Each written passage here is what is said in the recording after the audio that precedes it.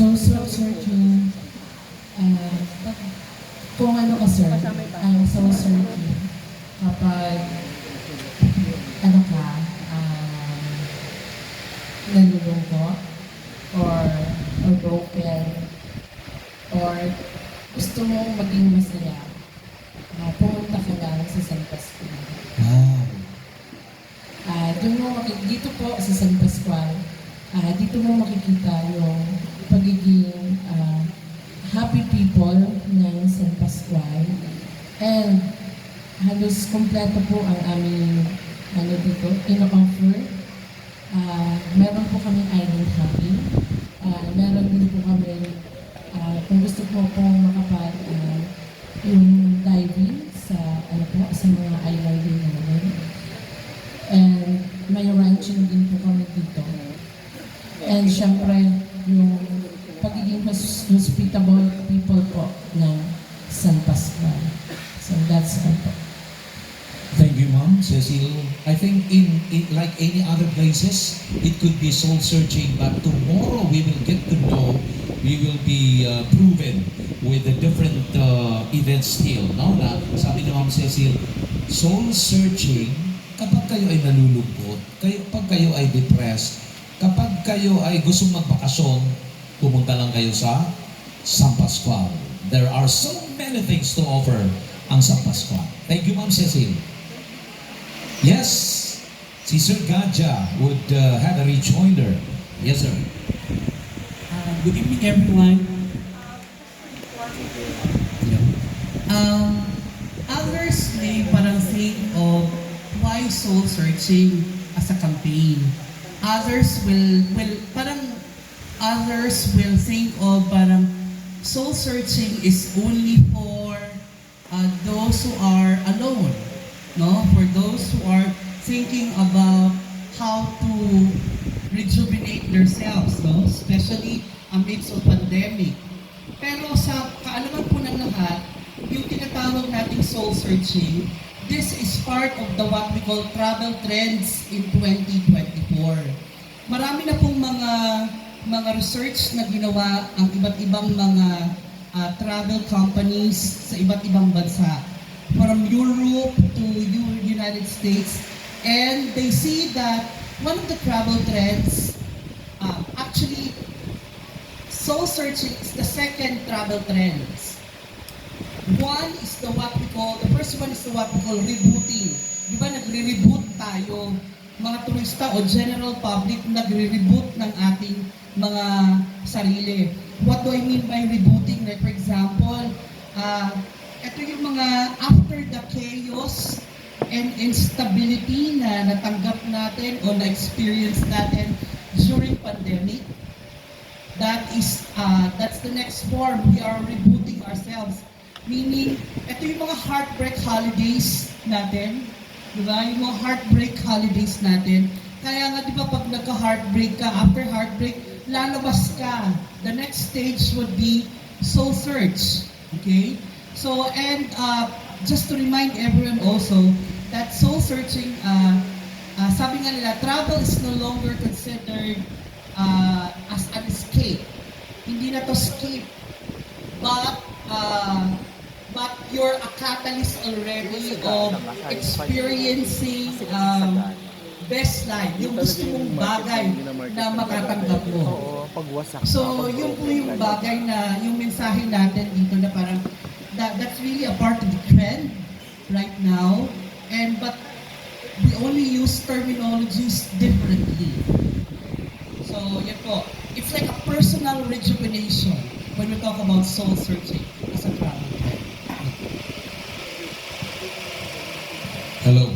Thank you so much, Sir Albert Gadja. So it's a package, a total recovery, a total satisfaction on our part after sabi nga ni Sir Bert, after after chaos, after the pandemic, no? This conveys sinasabi sa dito sa binigay sa atin ni Sir J na it conveys introspective and transformative nature of travel. After we come to San Pascual, magkakaroon ng transformation ang lahat ng bagay, lalo na sa ating sarili. It's a healing stage. Alright. Next question. Please acknowledge sir. Hello, nawala. Sound please. Check. Sir. That's right, yun. Just a follow-up po kay Ma'am Cecil. Do we have a databases na we consider San Pascual as soul-searching destination? Meron po ba tayong mga records or data before na, we have broken-hearted people going here? And how, in the social media world of the Philippines, we all know Sagada is the number one in terms of soul-searching destination. How can we come up with that? Thank you. Or could we have a testimony from somebody who are with us na nagkaroon ng sinasabi ni Sir, a proof na parang soul-searching na pagbalik niya after coming to San Pascual. Do we have, Jos? You're raising your hands. Okay, could you share to us, no? So that it could respond to the question of Sir. Alright. And later, si Mayor ay magbibigay din ng kanyang sasabihin. Alright. Please acknowledge Thank yourself. you very much. I'm Jose Lito George Cortez, LG Valeno, the Tourism and Culture and the Arts Officer Coordinator, also a tri-major member of Masbate. Wala na. Pwedeng dagdagan yung soul searching. I think it was more of a soulmate that I found in San Pascual. Alam ni Chick siguro. No. Yung camaraderie ng tourism officer sa Masbate, when we went to we held our tourism what was that? Groupings here, naging close kami at naging mas fruitful ang aming ginagawa sa turismo ng Masbate. And yung soul pa sa akin, may dagdag pa po. Medyo a little creepy, pero parang totoo sa San Pascual, yung soul is more of a ghost. Kasi parang nangingilabot po, naramdaman ko minsan I'm not superstitious sa being person, pero parang may nangingilabot ako sa mga places that I went the first time I was here. The church especially. So, my soul is parang nag-separate sa aking body. Yun ang nararamdaman ko po. So, that's it. Thank you very much.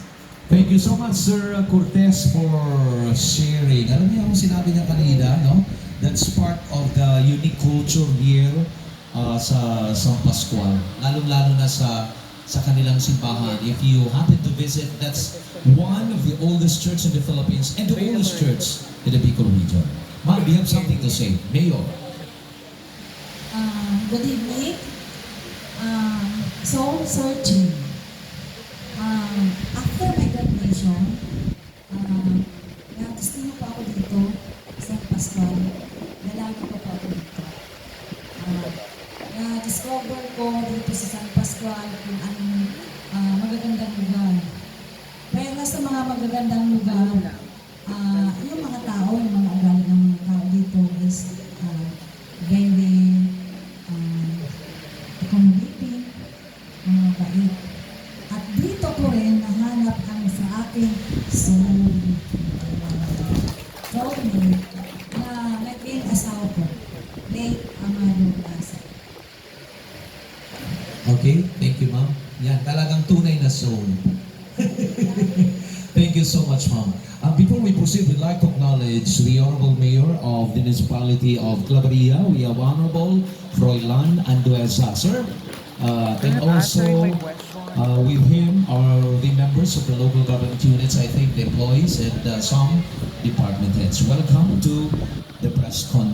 Okay, more questions. Si Ma'am Cecil, may sagot pa ba siya? Si Ma'am Cecil? Okay, may sasabihin pa si Ma'am. Si Ma'am Cecil.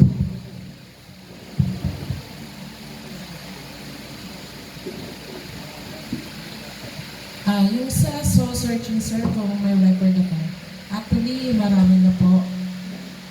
Kasi after na pumunta nila dito, binabalik-balikan nila po ang San Pascual. And wala pa po kasi si Ardy. So, isa po siya sa isa po siya sa patunay na gusto niya po ditong mag-soul searching kasi sa Department of Tourism ay super stress yung work. Kapag stress po siya, pumupunta lang po siya dito sa San Pascual. Yun. Naaalis po yung stress niya. So, that's it. Thank you so much, Ma'am Cecil. You know, the word soul here, soul searching, that's a broad word, no? Lalo niya, soul searching. Pero it connotes many things, beautiful things about San Pascual. Kaya nga sabi ni Ma'am Cecil, laging binabalik-balikan ang San Pascual. Anyway, this is their campaign now. They advocate tourists to come to San Pascual. No? This is one way of advocating tourism in their municipality. No? Kaya kung minsan nasa tourism talaga no, ng bawat local government unit, kung paano didiskarte, kung paano ito gagawa ng something bago, something nagtatanong ang tao, bakit soul searching? Puntahan nga natin. So that's San Pascual. Right? More questions, please? Okay, over there. I think he is, ipapakilala ko na, Mr. Rod Bose. Hi, good evening. I'm Rod Bose from the Office of the Government. So I'm the Project Development Officer. So according to your data, nitong 2024, by the way, anybody can answer from the local government unit of San Pascual. Even the other barangay, mga barangay captains, especially yung nakakasakop ng mga tourist spot ng San Pascual. So first and second quarter, the average tourist arrivals is already at 58,000. So when we launch this soul searching, so I think after the soul searching launch, so the influx of tourists ma-double to triple pa po. So is the LGU San Pascual ready for the influx of the tourists? Let's say for our transportations and for our health, for the GW GAD. Kasi I've been to different tourists kasi pinapapadala rin kami to check for the benchmarking. So some kasi parang pag yung may mga tourists na ng mga American or foreign ganyan. So may mga indecent proposals sa ating mga tour guide. So yung protection ng ating mga kababaihan. So is San Pascual ready for this? Thank you. Anybody can answer po.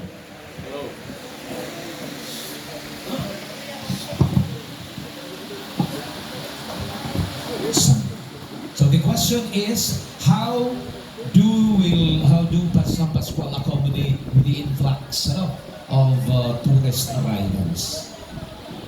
How will the local government unit, paano kaya nila ito i-accommodate parami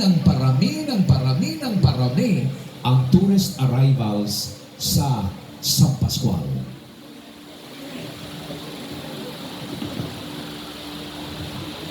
Sound please. Kuya, di mo pagtantasin. Good evening. Good evening, sir. With regards to your question, if we are ready, if LGU of San Pascual is ready,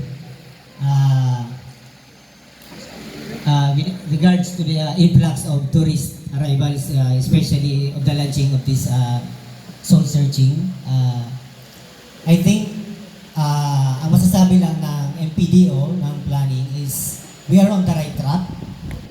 We have prepared although we have some key issues and challenges that we are facing right now, the Municipal Planning and Development Office ensures that all these key issues are properly addressed with the help of other agencies and the proper authorities.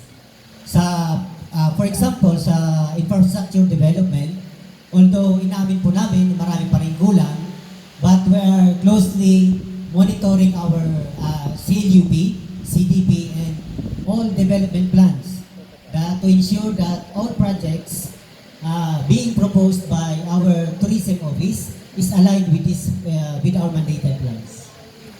Thank you so much, Thank you, sir. Sir Adonis. I think part of the plans, I think it's a holistic plan, no?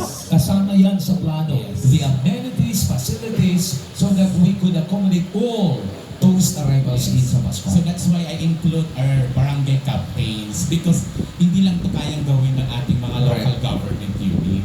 So ang may malaking parte ang ating mga kapitan, ang ating mga nabarangay na nakakasakop ng mga tourist destinations. So thank you very much, sir. Thank you. Thank you so much. More questions? Or I'd like to pose this question also to our members of the academe, especially the school heads or teachers who are with us. My question is about tourism also. How do we incorporate tourism in the curriculum, in teaching our learners? Paano natin ito iniuugnay o isinasanib sa ating pagtuturo ang patungkol sa turismo sa ating curriculum? Ma'am, sir, do we have school heads?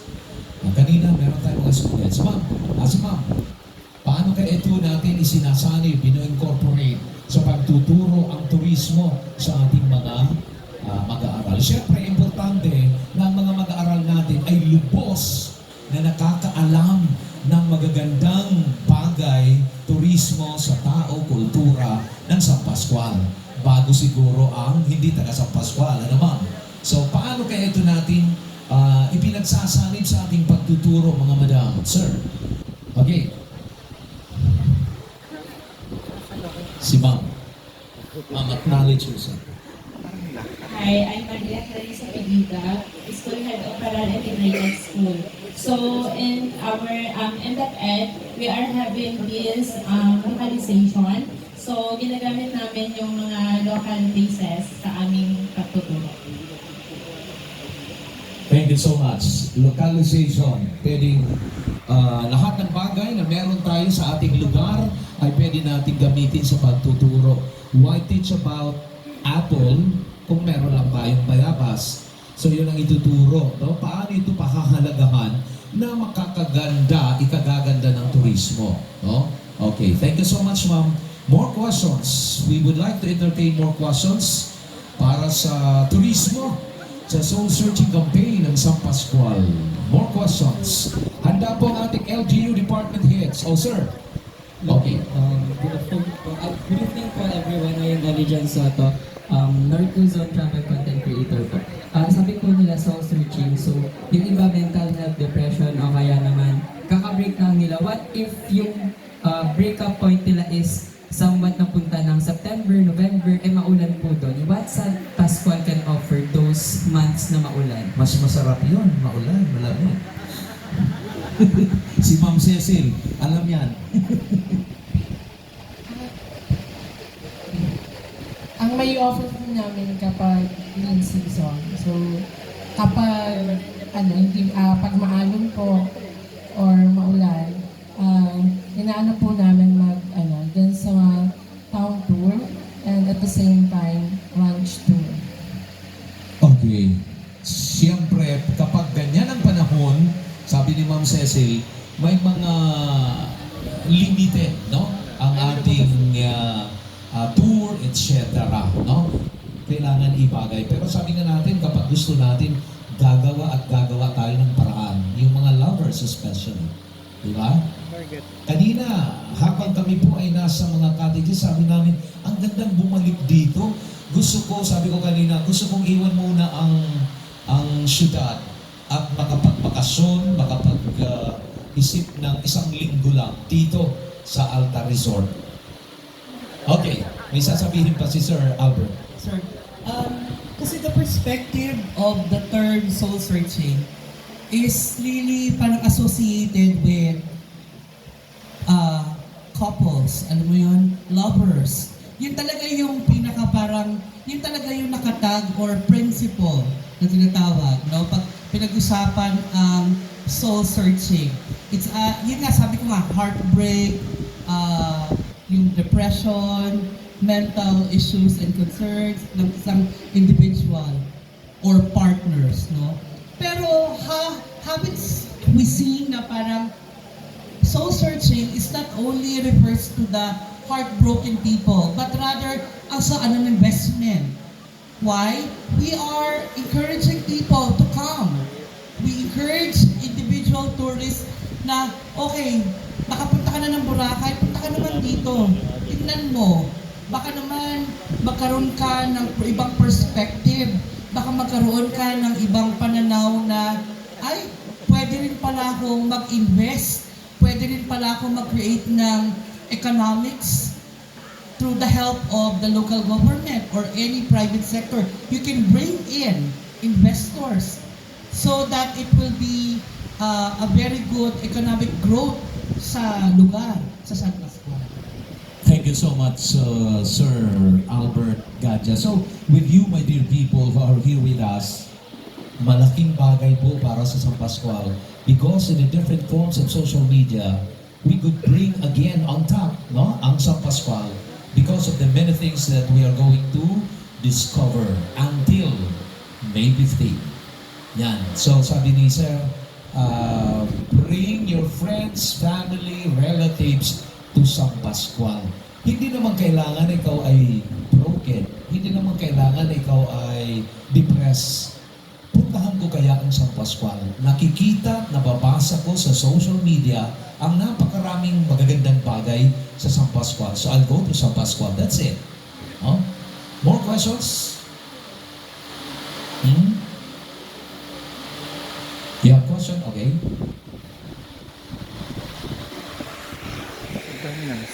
Good evening, I'm Pocholo from Masbat. I have a question lang. What is related to soul searching San Pascual? Since part of the campaign logo din ng San Pascual Church, right? And part ng mga nag-soul search din, syempre, ask for ng praise kay God. So, my question is for the local government people, kung sino po yung pwede mag-answer. Is there or are there policies or resolutions po ba before for the protection and preservation of the San Pascual Church? If not, are there plans po ba? Kasi considering the speed of the church, di ba, it's already, it was built long before, during the Spanish period. So, are there ordinance po ba before for the preservation po ng church? Yun lang. You're throwing the question to... Okay, one of the department heads. Asan yung microphone dyan? Patipasok. Thank you. So alamin natin, ano ang plano daw ng LGU? Makakatulong ba sa church ang pagpapanatili, no, ng simbahan na isa sa pinakalumang simbahan sa Pilipinas? Sir. Thank you, sir. Good evening to everyone. Lalo-lalo na sa ating butihing pinanang bayan. Honorable Madam Saki Lazaro. And of course, our visitor from the municipality of Claveria, Honorable Kuya Prelan Lisa. And to all of us here, a pleasant evening. Regarding your question, sir, is there any existing ordinance declaring the San Pascual Bailon Church considered as the oldest church in the entire Bicol region? Am I right, sir? Ikaw ba nagtanong yun, sir?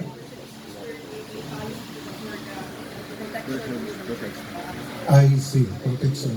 Okay. Hindi ko masabi. Well, first and foremost, Tama-tama yung kami sa amin, sir. That's a challenge for us. One of the logos description of the soul searching San Pascual is the San Pascual Bible Church. So, nakita natin sa ating mga t-shirt. No? So, sabi nga, many historians na pumunta na rito, one of the historians, well-known siya dito sa Bicol region, si Dr. Herona of the Ateneo Dinaga University. And sana dito to si Sir Jerome, Mark Jerome Robles. I said, good evening. So, I'd like to take this opportunity. One of the historian is with us tonight. And, sir, so tamang-tama talaga. Sa totoo lang, until now, we are searching the right person, the right answer who can help us to make or to make our San Pascual Bible Church be included, be recorded as one of the oldest church to be listed in the Philippine Historical Commission. No?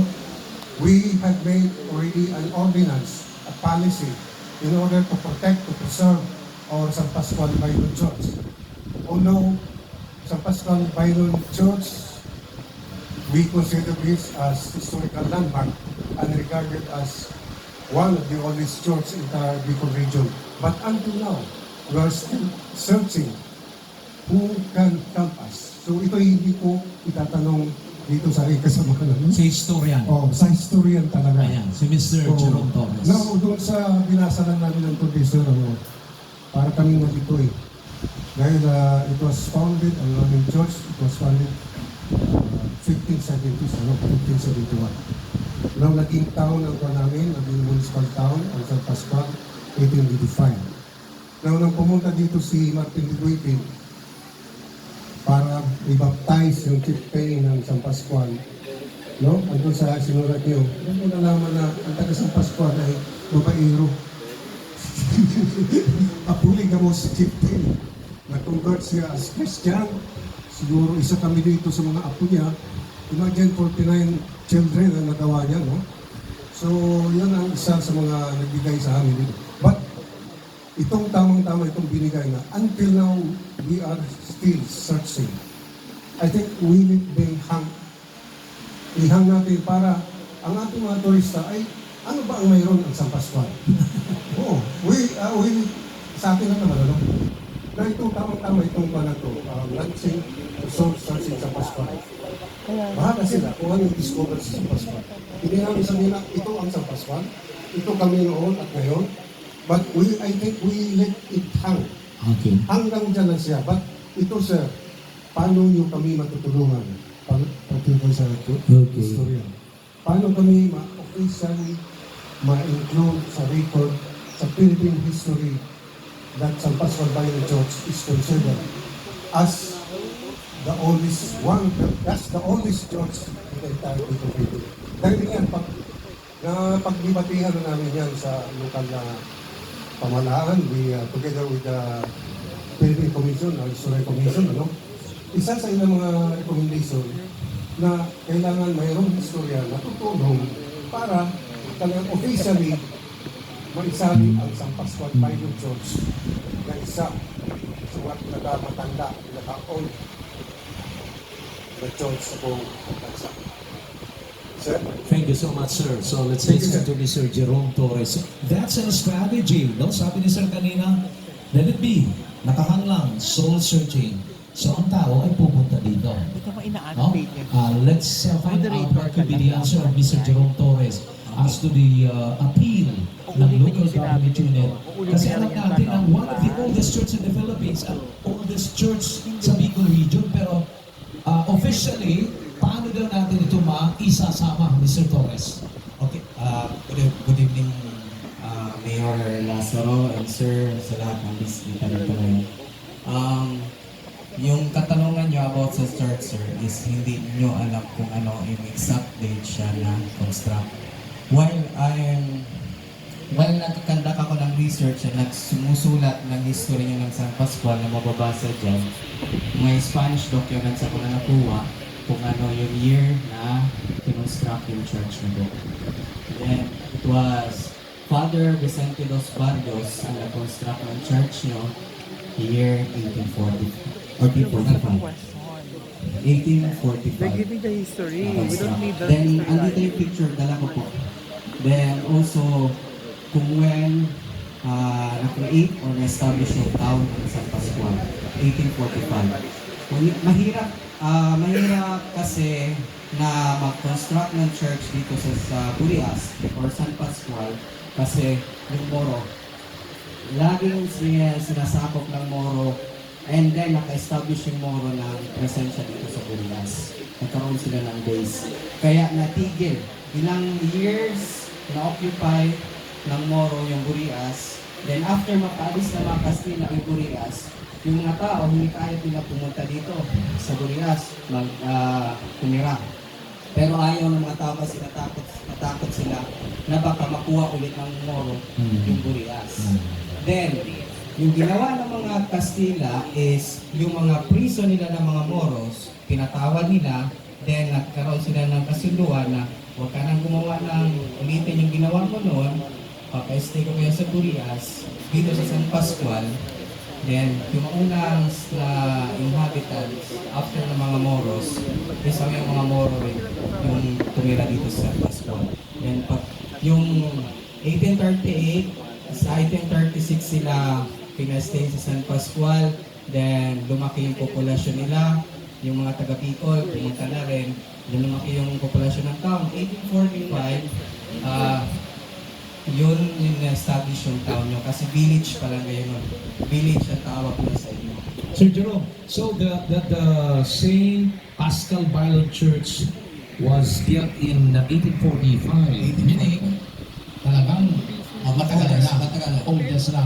Question niya is, how can you help the local government unit of San Pascual na mag-isama officially na ma-declare na ang Saint Pascal Bible Church ay ang pinakalumang simbahan sa Reyon Bicol at isa sa pinakalumang simbahan sa buong Pilipinas? Kailangan sir niya ng write-outs, pagtulungan ng mga story.